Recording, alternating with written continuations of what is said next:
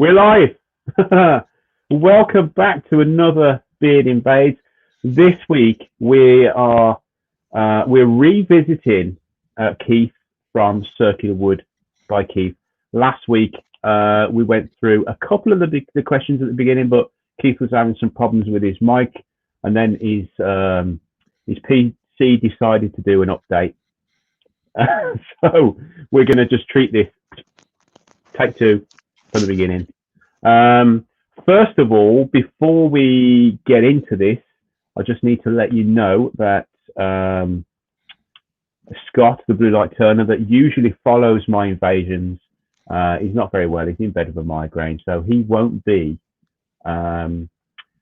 continuing with his live after me this week. So I hope you get better soon, Scott. So we'll probably run a little bit longer than half an hour. It all depends on how you lot want me to do it. I mean, so let's get Keith on screen. There he is. How you doing, Good mate? evening, everybody. Hi, Rich. Hi. Your sound is a lot better this week. A lot Good. better. Now, Now, Mike as well. that's good. Okay, what I'm going to do is I'm just going to run through. Oh, let me mute that because it's in my ear. I'm going to run through everyone that's in the chat. Also, guys, if you're in the chat, any questions for Keith? Like I say, we've got a little bit extra time tonight, so if you've got a question for Keith, either to Keith or wood turning related, Keith's helped me out a lot really with advice on wood turning. So what Keith has to say is worth a listen. So first of all, we've got Mark the Gentleman Wood Turner. My arm's burning. I'm next to this wood burner. Wood Wizardry by Colin. We got Ruben. We got the Klondike Craftsman. We got TJ Turning. Wayne the Wood Turner. Duncan the Demon Barber. Andy Heath. Barry Wood Creations. John S. Ian Leonard. Who else we've got? Richard Fallon. Did I say John S? I did, didn't I? Oh, my arms are right. That's right, guys. I'm sitting right next to my wood burner. I'm gonna have to move away a little bit. Midnight Joker. Let's have a look. Pete Twisted Trees. Leroy 500. Ian in the Shed. I think, oh, Wendy from Toonfish Crafts. Hodgepodge. I said Ruben, didn't I? I think, oh, Jennifer Staunton, welcome. Steve from SK Crafts. I think that might be it. Oh, my dad's in, Colin. Robert Lapsley. And I think that, oh, Tommy's Workshop. I think that's it, guys. If I've missed anyone, I do apologize. So if you've got a question for Keith, put a capital Q next to your name, and I will do my best to catch it. If I don't catch it, just repeat it, and I'll do my best. Right then, Keith, are you ready? I'm as ready as I shall ever be. Good evening, everybody. Cool. A lot of big names in here tonight, so hope I can do credit to myself and everyone else in there. I'm sure you'll be just fine. Hit the thumbs, guys. If you're not subscribed to Keith, then you should be ashamed. Right, really quickly, we're going to share my screen. I've got nothing incriminating on there. Oh, what?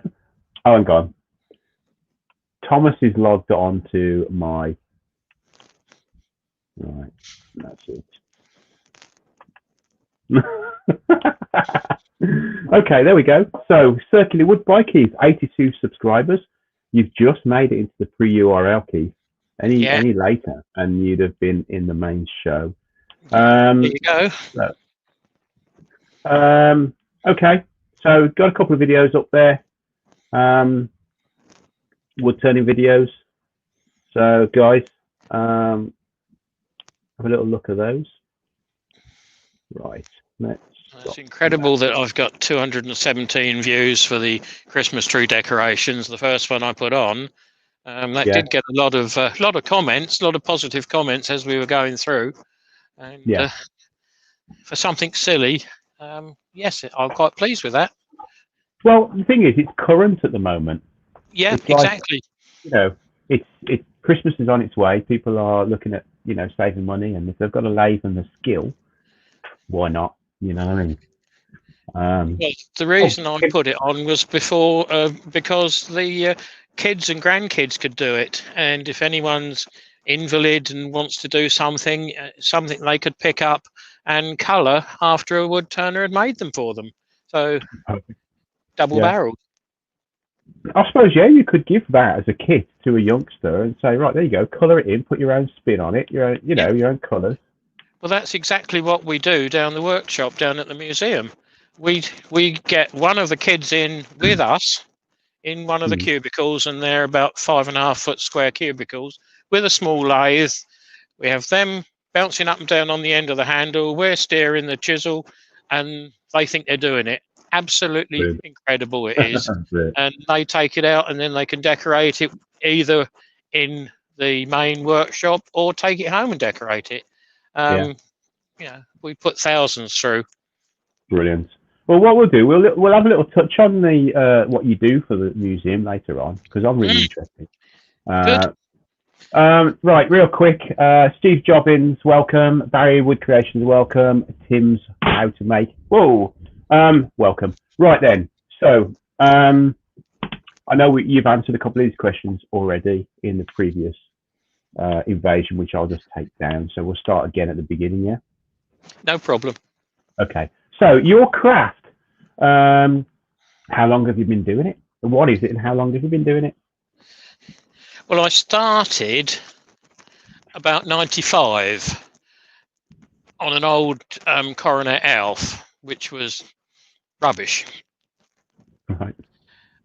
I joined West Sussex Wood Turners in 97, and soon after that around that time I scrapped the Elf and bought myself an M950.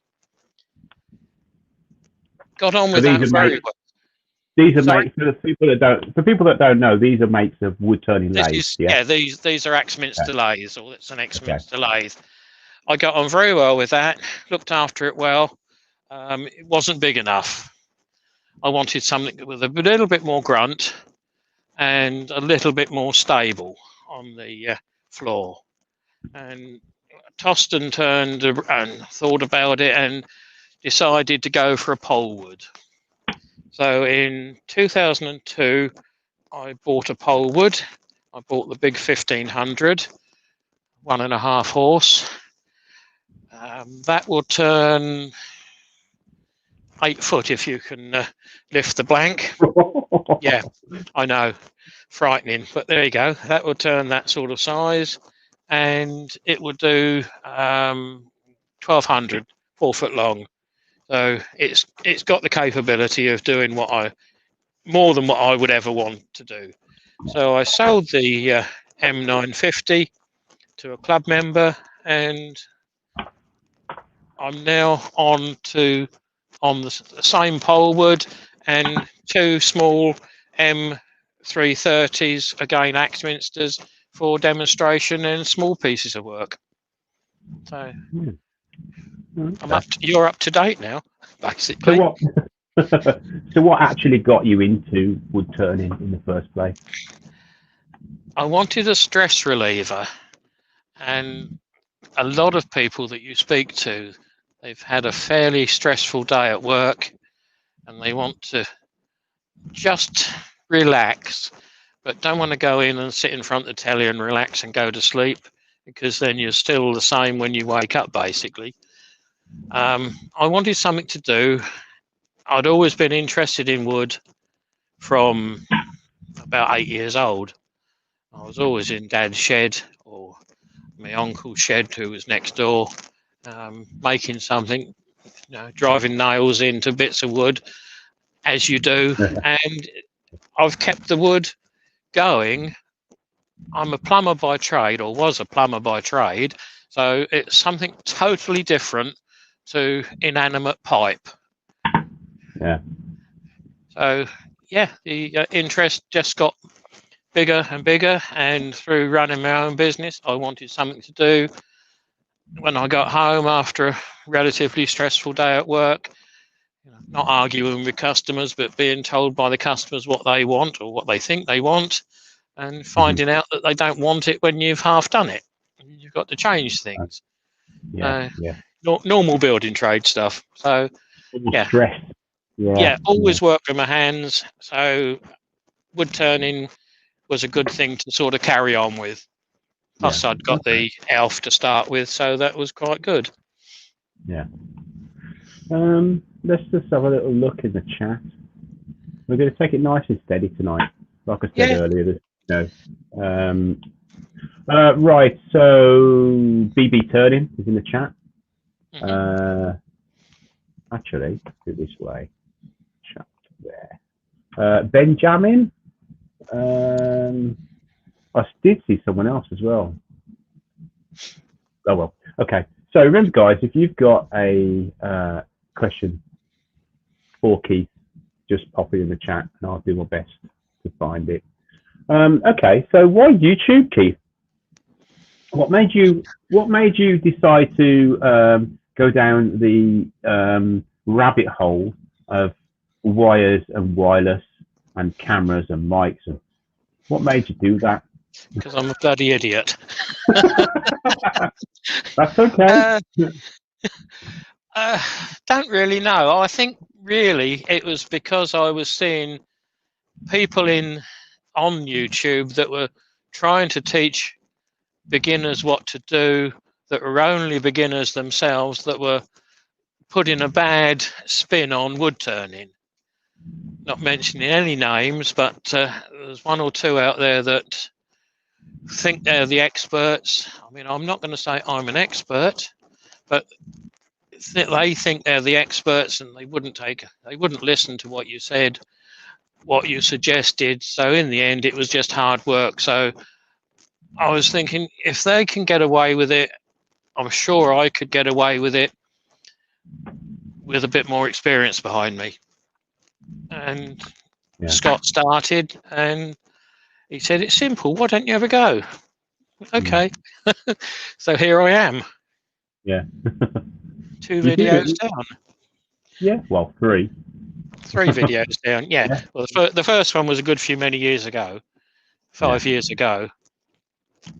I think for anyone that wants to get into YouTube, whether it's recording, it's just having a visual log of of their progress, or or they're doing it to make money, or whatever your reason. Once you've set up, it's just not just setting up. There is a massive learning curve. There's a massive cost curve as well. There is a cost. Yeah. You can do it cheap, but then you'll see it in the quality of your videos. But there is a lot more to it that people don't realize, that oh yeah, I'm going to do a video, and then you jump into that rabbit hole. Several people said, oh, do it on the phone. Yeah. That's a phone, not a camera.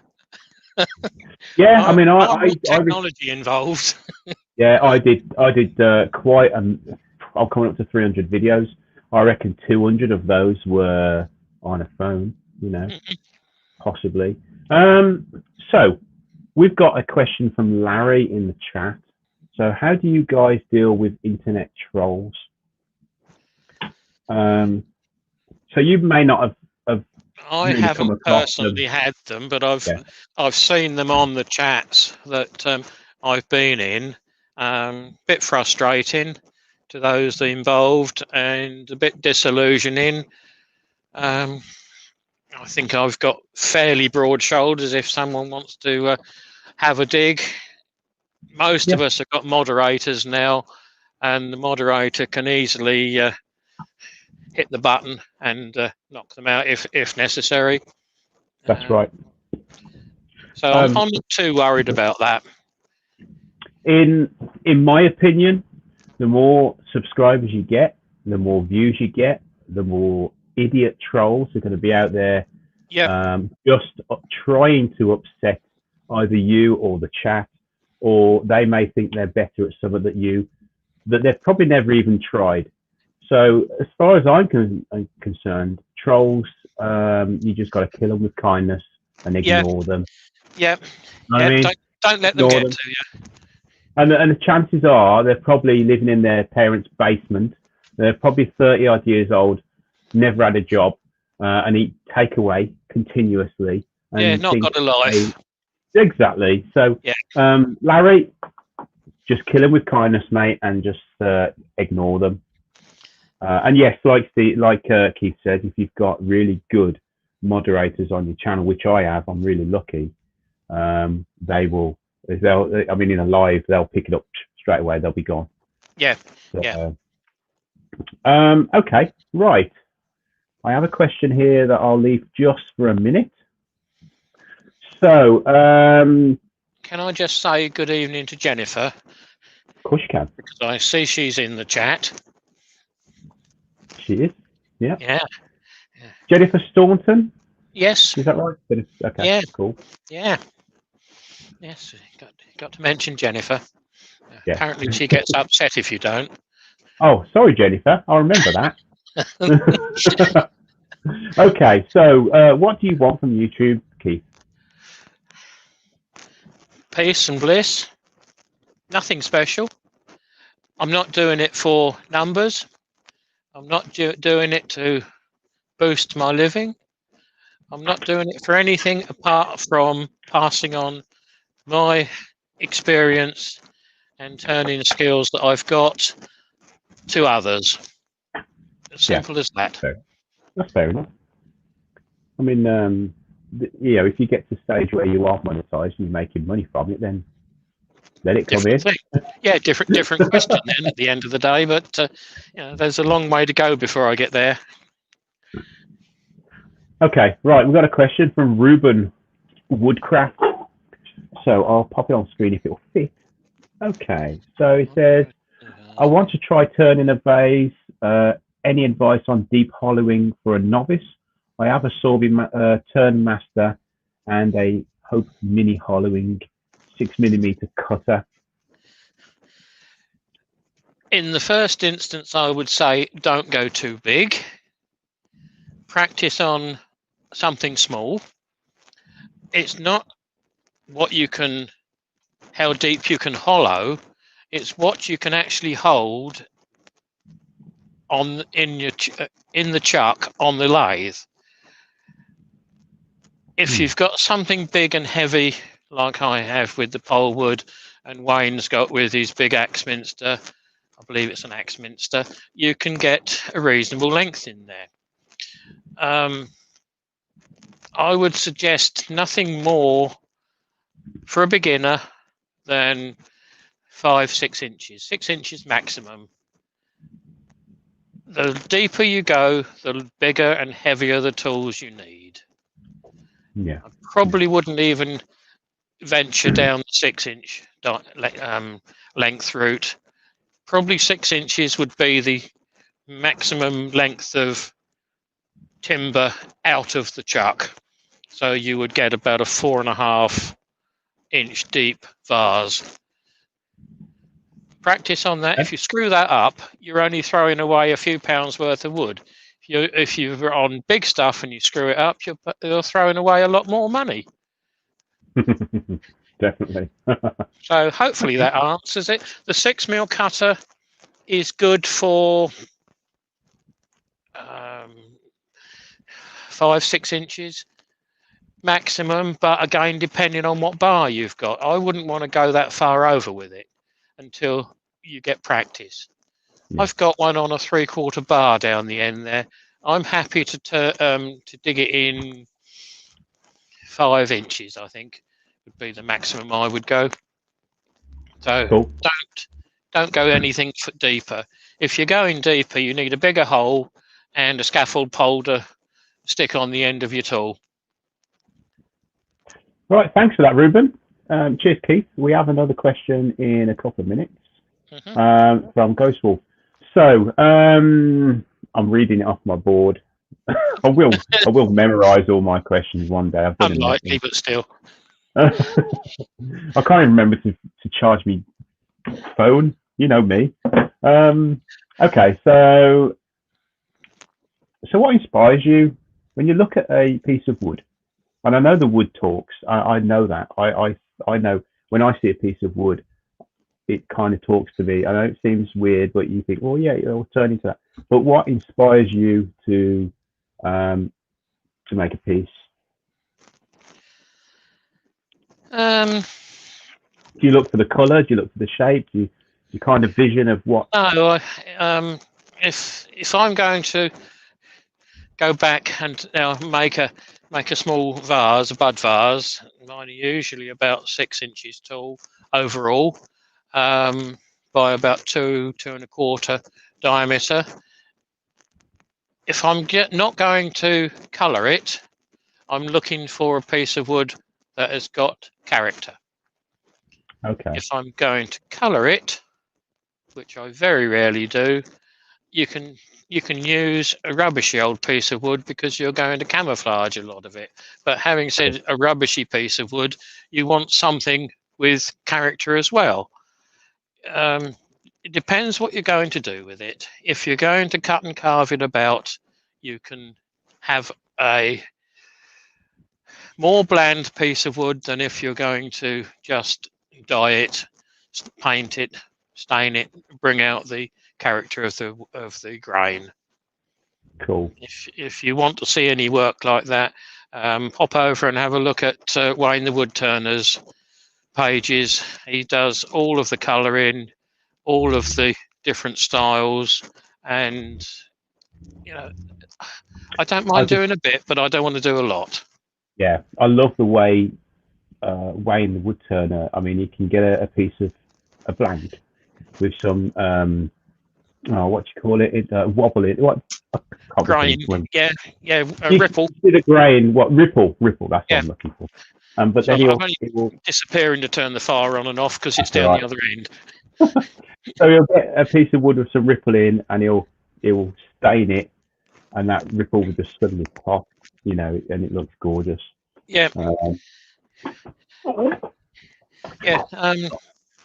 Usually, I'm turning something to put into stock to hopefully sell. So it all depends what I'm running low on. Okay. I am predominantly a bowl turner, and I do like yew. So I like you too. Most of the yew is not going to get coloured. No, so definitely anything bland, yes, we'll possibly colour it and put some decoration on it. Cool. Right, we've got a couple of questions in the chat, so we're going to work through those, and then we'll have a little shop tour. Is that all right? Yeah, by all means. Brilliant. Okay, we'll start with. We're here for to have a nose round, see what I've got. Of course. Yeah. So Ghost Wolf is asking, what is the easiest wood and the hardest wood to work with, and why? It's almost an impossible question, because what are you turning out of the impossible piece of wood? So, I mean, a hard piece of wood. Do you mean a hardwood, or do you mean, just... For a hardwood, I would go something like ebony, where you're not going to turn anything big out of ebony, because most of it, maximum you can get is 1.5 to 2 inches square. So the cost of it points itself at finials. So you're looking at inch square stock, 4, 5, 6 inches long. That's the hardest wood to turn, but not in small diameters. If you're going to pull it up as a big, if you can afford it, which would be hundreds of pounds, yes, you're wasting the wood. Mm. So most of the exotic woods are used in smaller sections because of that. There isn't the easiest wood. I don't know that there is an easy wood. See, if I was to answer that question, I would say the hardest wood to turn is soft, punky wood. Hardwood itself, depending on how hard it is, going down the ebony route, which is an oily wood, is a lot easier to carve, to turn. And hardwoods are easier to turn, but some of these soft woods, these punky, spalted woods, can be a right sod. You know. Yeah, it's a degree of sport and the softness of and the amount of degradation in the wood. Pine or the spruces, particularly the building or structural spruces that are around today, are some of the growth rings on them are a half-inch apart. Yeah. So the worst, it's not so, turning's not so bad. It's sanding it. You end up sanding it, and it's a bit like the ocean when you look at it. You up and down on a on a hard bit into a soft bit, on a hard bit into a soft bit. I've noticed that as well, because you're sanding away the soft bits, but you're keeping them, you know. Yeah, but if you go to it's a piece of laburnum. I don't know whether you can see the grain on that, but that's going to be quite a nice piece of wood to turn. Don't worry about the crap and the like on it. That's a fairly slow growing wood. There's about a 1.5 2 mil growth ring on that. That's nice. It's easy to turn. It's a hardish wood. Just got to be careful on the dust on things like that. Same with yew.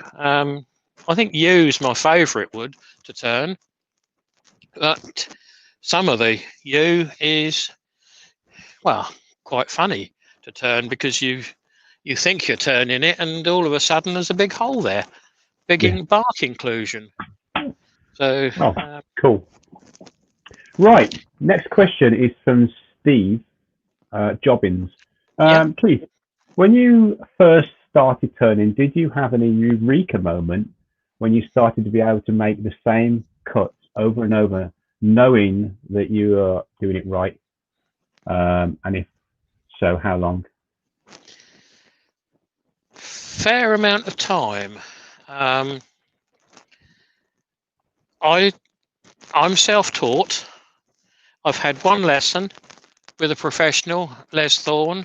I had a day with him and went down to his workshop. There was 4 of us went down to his workshop. We had a good day down there, and I came away and I thought, oh yes, I can see what rubbing the bevel means. That was when I suppose the Eureka moment came. It still wasn't easy to rub the bevel, and I still occasionally slip into a moment or a lapse of memory and end up scraping. I think the best thing for me was making the small mini monsters and the Christmas decorations for the kids. They're so small.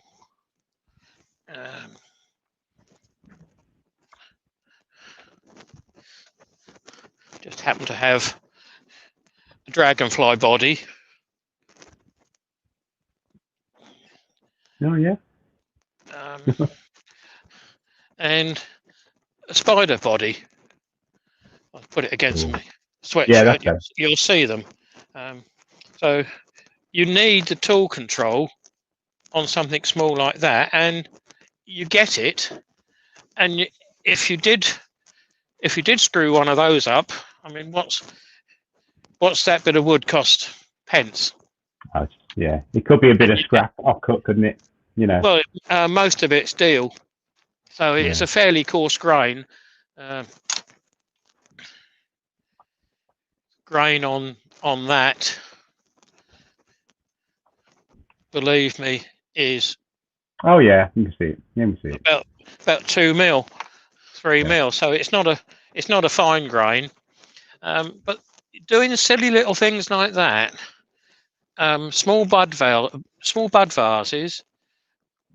I wouldn't hollow the bud vase. I would just 6 mil drill it, and would it be a bud vase? Would it be an onion vase? You get a lot of practice on that, and it's not costing you a lot of money. I suppose when you're starting out, you can't have it costing you money because you're going to make a lot more mistakes by learning. Exactly, yeah. But there's so many people want to make the big bowl, the big vase, the salad bowl, the big platter, and they can barely pick up a chisel and know the difference between a spindle gouge or a spindle roughing gouge. And they think they can turn. And it's all scraping. And I think a lot of the American style wood turners will go on to the scraping side of it. I'm not a big fan of carbides. It's not that I haven't got any. I've got a full set of carbides down there in the rack. I don't use them a great deal. They are more use to me on a bit of hollowing rather than scraping down the outside of a bowl or a vase. It's taking the time to learn the basics. Okay. And cool. This is one of the reasons I want to do YouTube, so that I can show people on small bits of wood, silly little things, but at the end of the day, you've made something, and hopefully you're proud of it. Yeah. Okay, so next question is from Wendy, Tim Pitchcraft. Keith, who do you admire as a turner? Yeah. Unfortunately, Wendy, a lot of them are dead now. We've lost some really good turners. They've left a lot of books behind and a lot of work behind. See, this is the thing. I'm not going to single anyone out. Okay. I don't think, because I mean, in the chat, there's one or two people that I admire for different reasons. Okay. Yeah. Okay, that's all right. If I'm specifically going to copy something, I will give the person I've copied it from credit.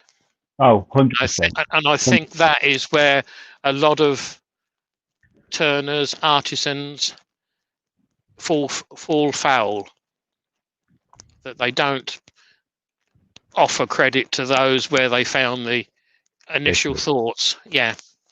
I always do, no matter what I do. If I'm inspired by someone and I make something, whether it's exactly the same or not, they deserve the credit. You know. Exactly, yeah. I don't think it will ever be exactly the same, but it'll be a pretty close representation of what they've done. Yeah. Right, shall we have a little tour of your shop? Yeah. Let me change camera. On full screen. There you go. Oh, where you gone? I don't know where. What have you done? I put you on solo. Hang on, I've lost you. Where am I? There we go. Yeah, there you are. Right. If I go over to that one and change the camera to, I think it's that one. No, it's not. So I'm Still working my way around this lot. Right, let me go behind the camera. Okay. Now, this is going to jump around a bit because I've got it on a tripod. But That's okay. That's I'm okay. pointing it now at. Get the wires out. I'm pointing it now at the control center for tonight and for lives. So my computer's in the corner there with StreamYard running and Rich in the background. And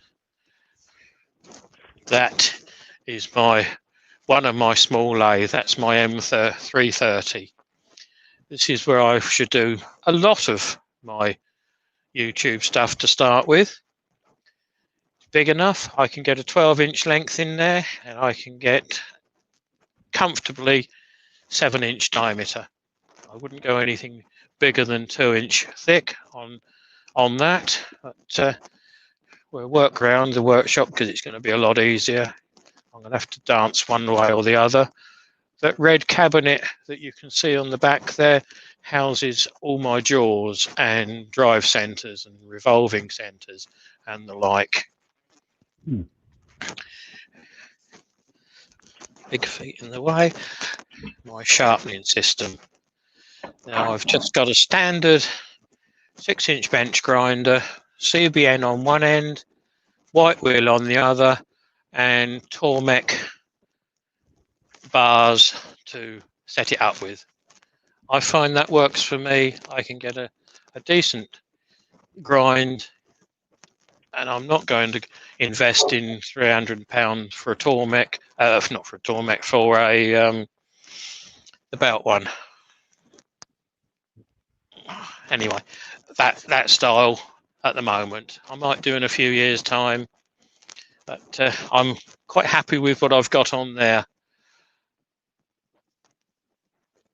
The little lathe has got dust extraction plumbed into a fan, which is plumbed out of the workshop. Simple as that. And that works well. That pulls all the dust away off of the M330. Working down the wall, my big bandsaw. It's got a 12-inch deep cut on that. That's why I bought that. I do a lot of wood cutting for other turners. Scott comes round and says, "Have we got anything that size?" No, but I'm sure I can find something. So that is a big workhorse for me, and that I've had from new. So, and that's paid for itself now. I wouldn't want to buy it now. No. Working down my beast, my Euro 1500. Excellent machine. That's a big blank you got on there. I've got tomorrow's turning on there. I think it's so big that it won't even fit in the picture. 22 inches diameter, that is. 3 inches thick. There's dust extraction over the back. And then working down the lathe. Trying to driving this one-handed, looking at the screen down the other end. My array of tools on the wall. And I can go from proper cutting tools to start with, skip past the crap in the corner, and there's a few more cutting tools, and then we've got some carbides on the wall. So I've had to move everything just to get set up to do a live. So it's all over the place. The end wall has got various pieces on there that I need. Above it, I've built myself a rack that holds one lot of bins holds 2-inch discs, the other rack holds 3-inch discs, and the rest of it holds paper in the strip. Right, let me take you for a quick spin. A small pile of blanks. Hopefully you can see them. I can't see the screen now because I'm in the way. But, Yeah, we can see them. That's fine. yeah, one wood rack in the corner, all dry and working on it. Tin cabinet, can you see? Yes. Yeah. You can see that. All my finishes are in there, out of the way. And they're fire safe then. So I know I don't have too much of an issue. My exotics rack. Mm. Yeah. I can see some pink ivory in there, I reckon. Yeah, there's some pink ivory and there's some ebony. Purple heart. Yeah, there's some ebony in there. Bit of 2-inch ebony there. Is that Kingwood on the left-hand side? Yeah. That one. I'm not sure whether it's Kingwoods or Bakoto. Oh, okay. Or whatever you pronounce it. But yeah, there's a few blanks there. Underneath the bandsaw, can you? Yeah, you see. Can you see those two? Yeah, 2 blanks down there. Leroy 500 says, "Wow, what a collection of wood." Yeah, the first one's sold. I've just got to turn it.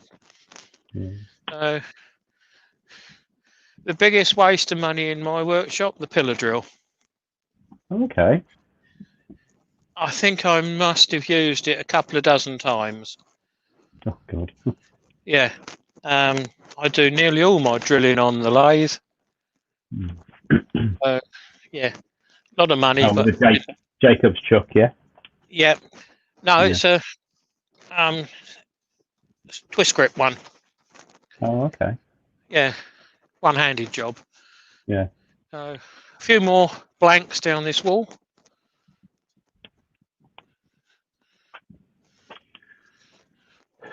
I know Scott says you've got a bit of wood in your workshop. That's an understatement, Scott. That's more than a bit of wood. Yeah, pen blanks. Cool.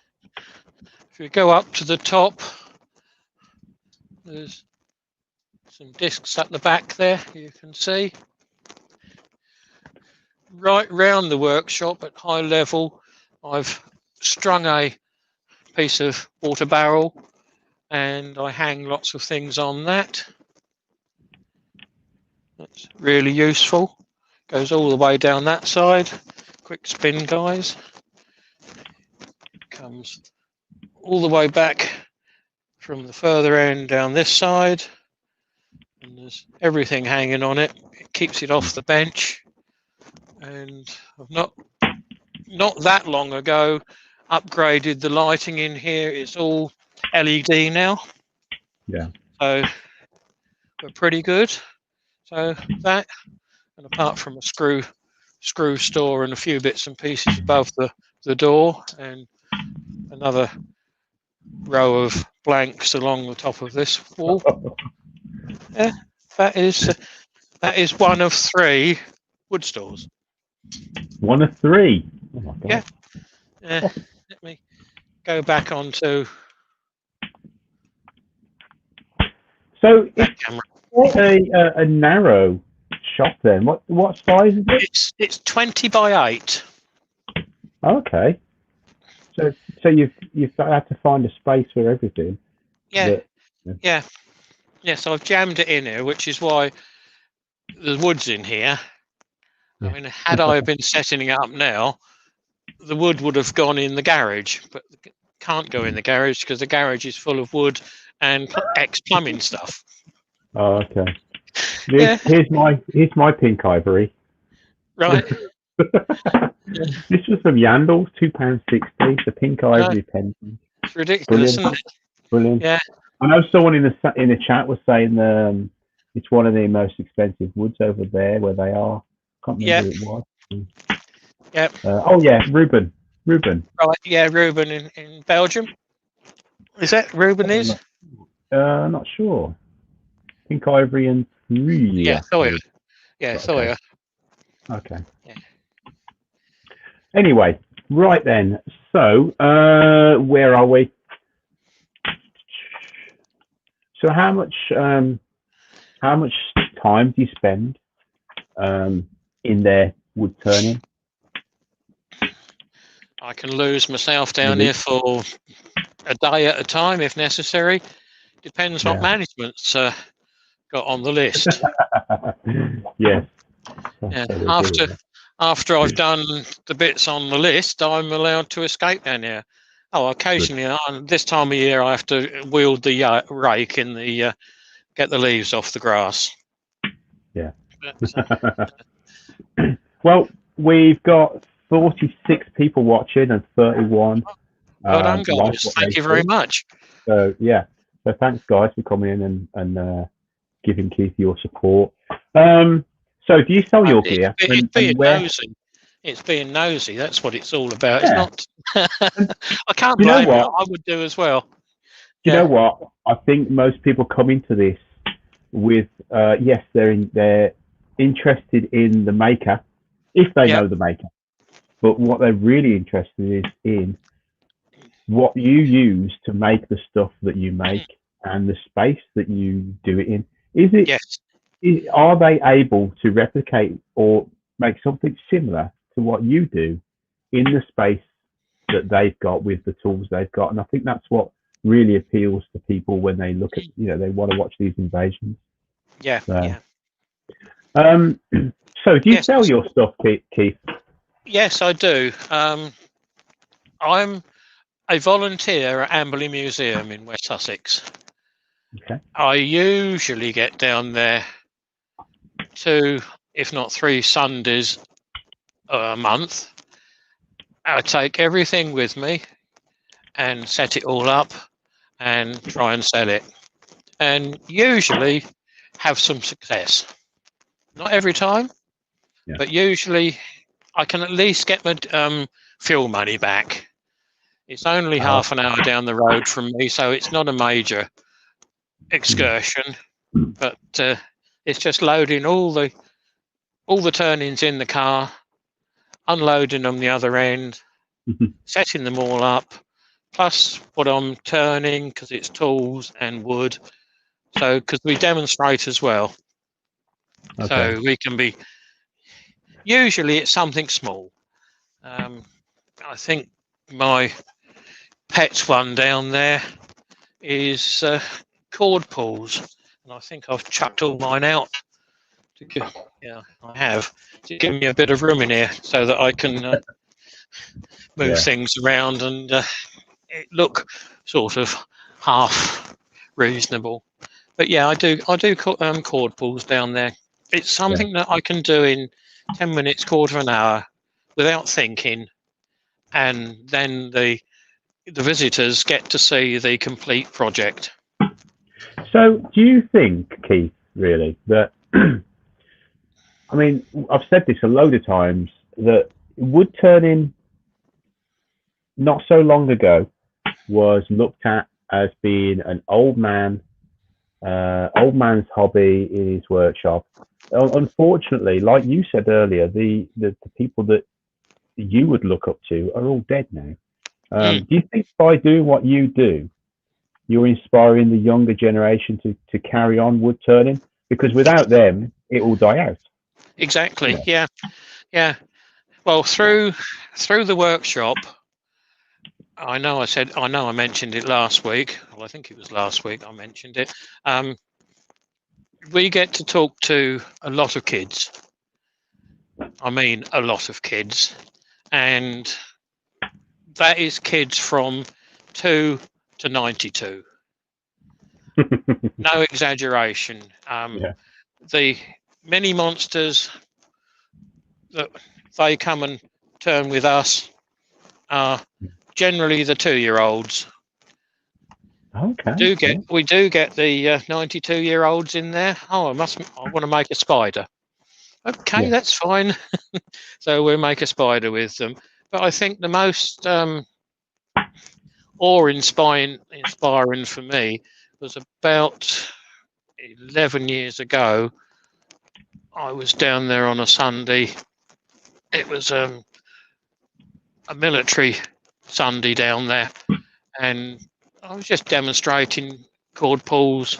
Sue was sitting on the sales counter for me, and this young chap come in.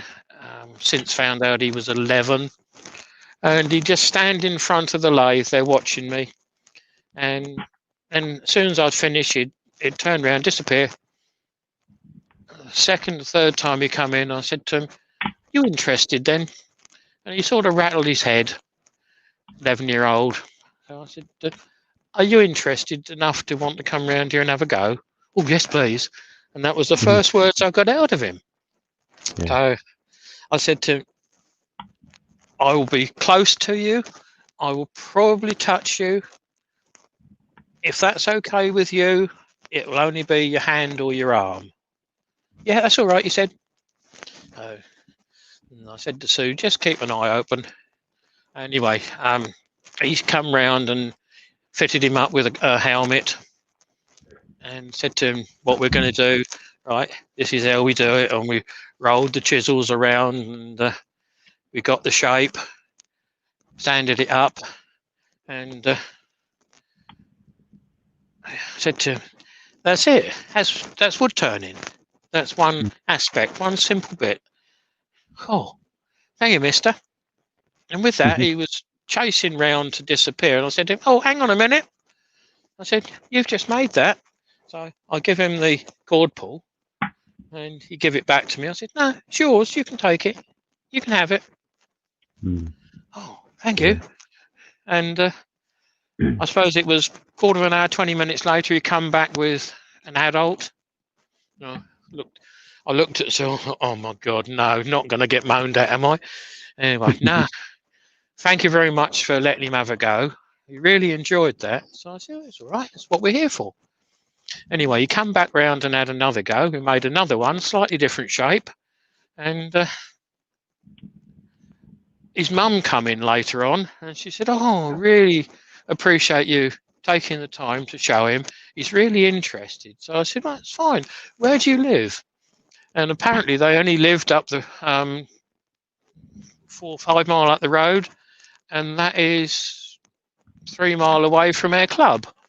So I said to him, "If you're interested, and you want to come along on a Sunday morning to club, come along and see what you think about it and go from there. If you're interested, you can join the club. As you're under 21, it won't cost you anything, but you will need mum or dad or an adult to bring you each time." Anyway, he joined the club 2 months later. He went to Lesthorne. He went to, who was the one over in Winchester, Andover way? The one that does all the barley twists. Anyway, he went and had several lessons with him. Nick Agar. He did quite a lot. And he went on and represented the south of England at the South of England Apprenticeship Show, Craft Show. And he won it. He got first prize 2 years running. Oh, that's brilliant. And that was basically through me saying, "Do you want to have a go?" Yeah, brilliant. So I'm really proud of that. And his parents are, and he always comes back and says, "Thanks, Keith." He said, "Without you, I wouldn't have been where I am today." He doesn't wood turn as a hobby, or he does as a hobby, but he's a car mechanic. Oh, okay. But a performance car mechanic. Oh, right, yeah. Yeah, not your Fords. So okay. Well, that's great. Hopefully, we get a lot more youngsters taking it up. Okay. We do. We have, and we've got 1 or 2 that have come in and seen us. And most of our club members now are because they've seen us at Amberley. Okay. Yeah. Oh, that's hot. Okay, so Makers Central 2021. Are we going to see you there? I'm hoping to get there. I've never been yet. Yeah. I'm hoping to get there. Yeah. I think you'll enjoy it. To see what's going on with other people, to meet people that I sort of know. Yeah. I mean, we had a good meet down with Dales earlier this year. Got to meet quite a lot of you there. But I'm basically me sat in the shed doing the old man's wood turning, looking at the Yeah. brick wall and wondering what's going on in the world. Yeah. Yeah. Okay, so do we have any more questions for Keith before we start to wrap up? We got Mini Garden Alice in the chat. Hi, Alice. That's a good new name. Yeah. Don't recognise that one. There's a lot of chat. There's a lot of people chatting amongst themselves, woodworking related. You know, I've noticed a couple of things about some people learning to turn 30 years ago when there was no chucks. And, you know, there's food centres and there was face plates, you know, where you had to screw into the bottom of your bowl. Yeah, that's how I first started. Yeah, when I did my first two at school. Okay, so we've got a question from Steve Jobbins. Keith, if your club is doing well, why on earth did you let Scott join? We like a challenge. we like a challenge. Cool. Right. You've got to have someone to take the mickey out of.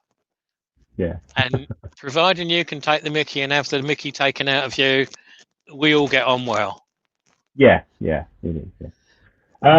If you can't have a laugh both ways, it's not worth doing it. Yeah, definitely. So, are you in any other platforms, Keith? Instagram, Facebook? No, I'm on Facebook. No. Okay. You might find me. I've only just set that page up, but basically I trade as me on Facebook. I'm not into tech. I'm too bloody old for tech. I can put a picture up. I can get this work into a fashion, and it's held up now thanks to Dale. Yeah.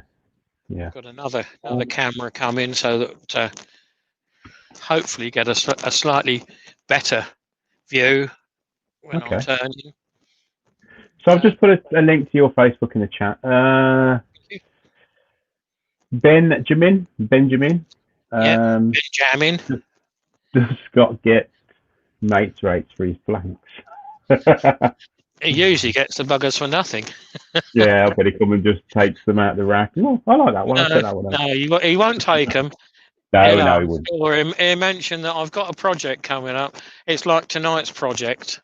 What you do? I saw him over the weekend. Saw him Sunday. And I said, "What are you doing Thursday?" I ain't got a clue yet. I'm thinking of doing a bowl.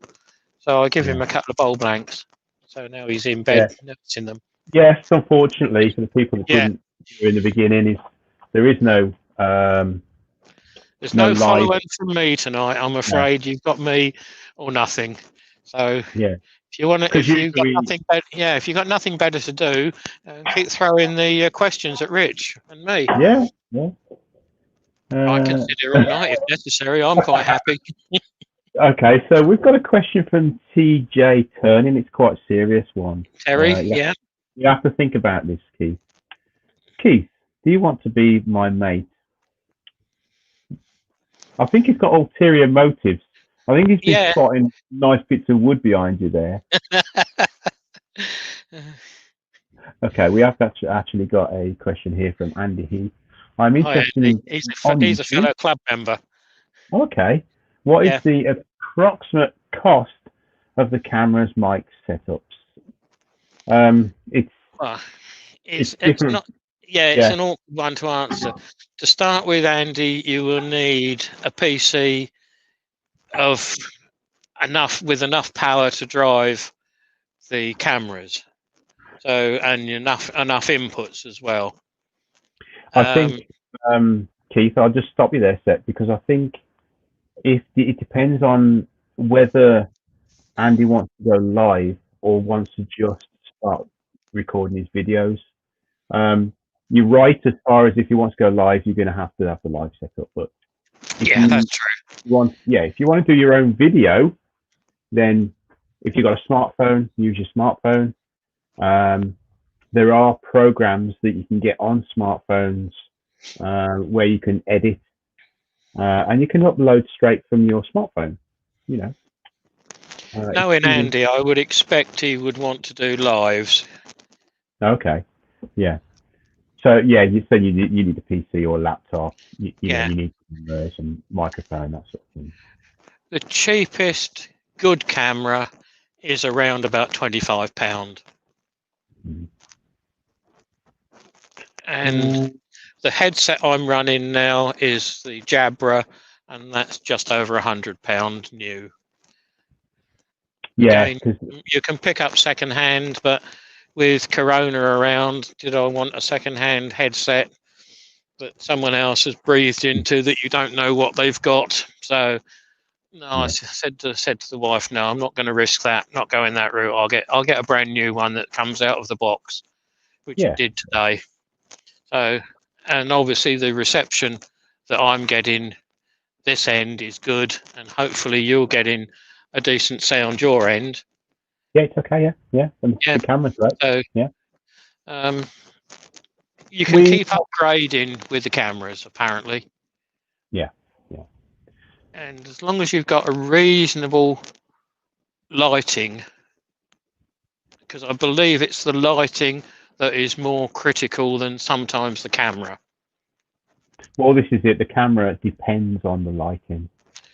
Which is one of the reasons I went over to fully LED. I did have fluorescent tubes in here, but they were very yellow. Yeah. Did you get the flickering on your camera as well? With the I don't know. I didn't ever bother because I wanted more light, so it wasn't worth getting some more tubes. Yeah. And I thought, well, I go for the price these tubes that I've got were about £10 each. They're 4-foot tubes. All right, they're not the most expensive, but they don't flicker. They're holding up well. They give a decent broad light. Works for me. If Andy wants to speak to me, he knows where I am. He's been up before gone through the wood pile. Come up and see what I've got and see which way he wants to go. Okay. Question from Leroy 500. Is there a story about all the wood you've collected? No, I'm just a collector. A wood hoarder? Well, yeah. Through, like I said, I was a plumber in my former life when I was employed, and having a big van, I could quite often I'd be rummaging through and moving stuff to get oil lines in and supply pipes through bits and pieces, and that quite often was the homeowner's wood pile. Many a time I've moved some wood to get an oil supply through and said to him, "Oh, do you know you've got a decent bit of wood in there?" "Oh no," he said, "I just bought that and just had it tipped in there." So I said, "Oh, that's a nice bit of wood." And he said, "Well, if you want it, what would you use it for?" And I said, "Well, there's a little vase in that, or a little bowl in that." He said, "Well, if there's any bits in there that you can use, help yourself." So that's what sort of started it. I'd take it home one day and possibly take it back the following day, turned into a little vase or a little bowl. Yeah. Oh, bloody hell! He said, never realised there was that beauty in the wood. I think that's what started it off. If I was taking any hardwood out, it would go in the van. It wouldn't go in the skip. So from that day on, I did a job local to me. They decided that they didn't really want to pay me after spending a couple of days there doing a fair amount of work. So I said, if you're not going to pay me, what I'll do is I'll go down and I'll bring the chainsaw down and I'll take a hedge down for you. And it was you. Oh, right. Okay. I filled the van up 4 or 5 times and took the hedge down for them and just left them to tidy up. Yeah, fair enough. So that was the start of it. And I'm still working on that still. Okay, right. So do you have a shout out just before we wrap up now? Do you have a shout out? No, I don't think I do.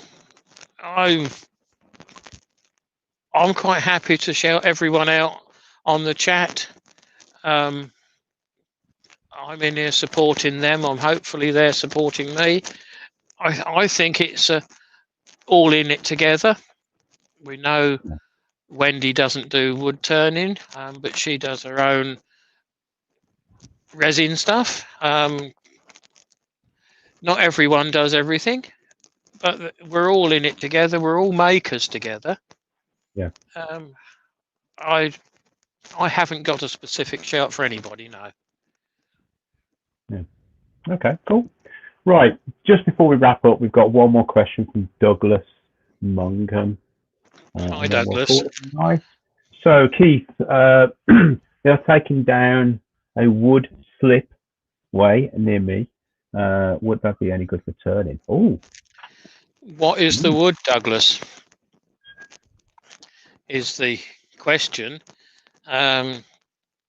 If the wood has been near water and they've taken it down, I would imagine that they've taken it down for a good reason. Like it's rotten or it's rotting. It would be... I have got the timber from Brighton Pier. They've just redoing Brighton Pier. Now, don't ask me what it is called.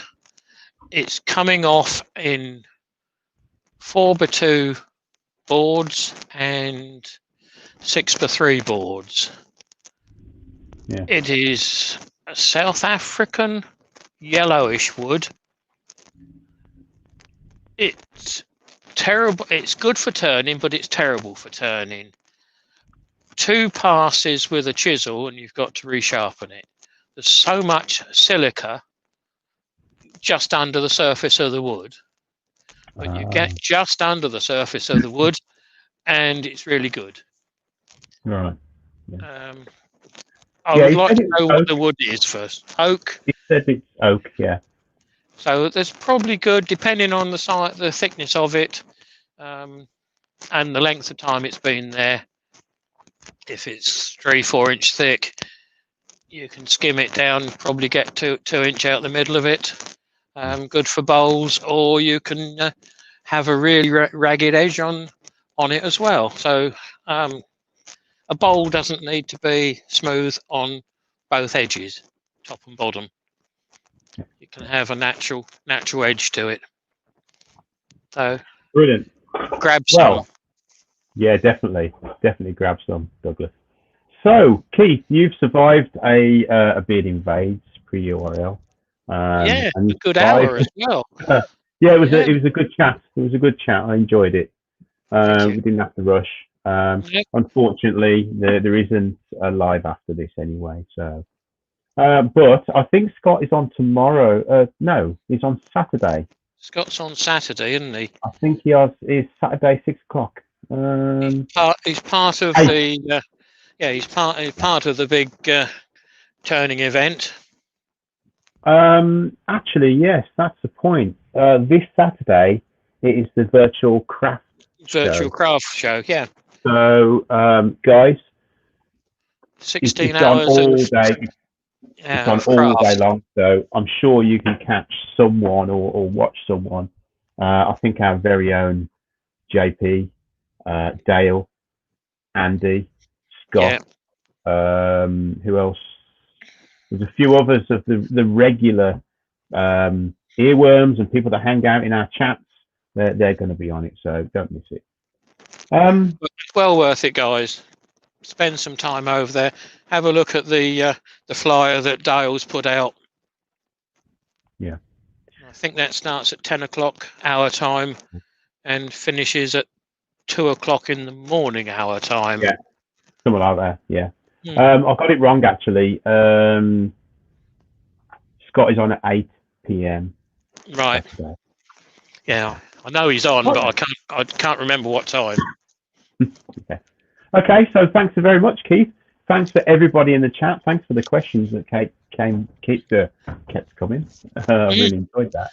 My pleasure. And hopefully, with a bit of luck, we will have wood wizardry by Colin next week. So I'll try and do my best to help Colin out and get him on. So yeah, I'll see you all next week. Thank you guys for coming along and supporting Rich and trying to baffle me with questions. Hope you've enjoyed it. I'm always available if anyone's got a question. The same as several others on the chat. If Wayne's still in there, we know he's always good to answer questions. We've all got our own way of doing things.